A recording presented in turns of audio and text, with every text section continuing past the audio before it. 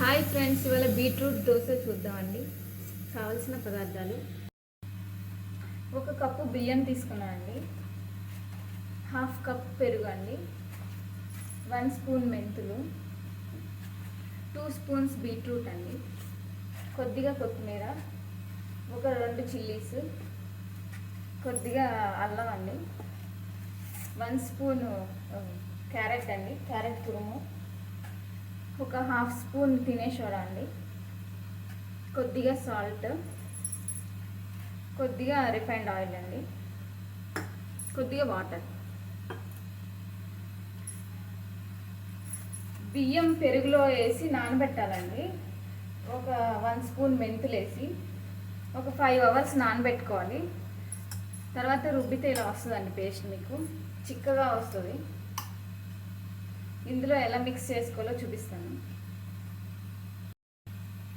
పచ్చిమిర్చి వేస్తున్నానండి. ఫస్ట్ అల్లం పీసెస్, కొంచెం కొత్తిమీర, క్యారెట్ అండి, బీట్రూట్ వేస్తున్నాం, కొద్దిగా సాల్ట్ అండి, కొద్దిగా ఆనియన్స్ అండి, ఆనియన్ పీసెస్,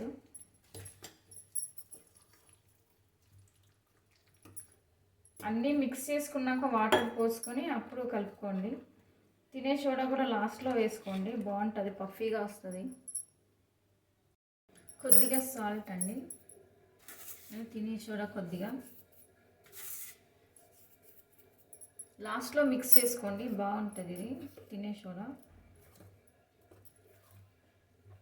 ఇదిగోండి, పోసుకునేలా దోశ పోసుకునేలాగా వస్తే చాలండి ఇది.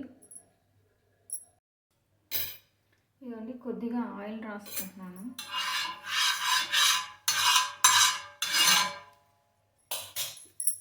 దీనికి ఎక్కువ ఆయిల్ పట్టదండి, కొద్దిగా వేసుకుంటే చాలు.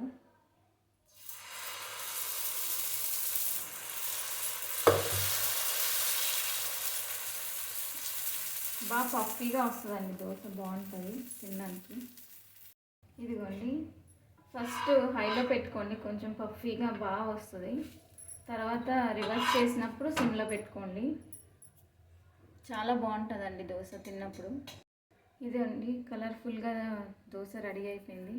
మీరు కూడా చేసి చూసి చెప్పండి తిని ఎలా ఉందో. Thank you so much.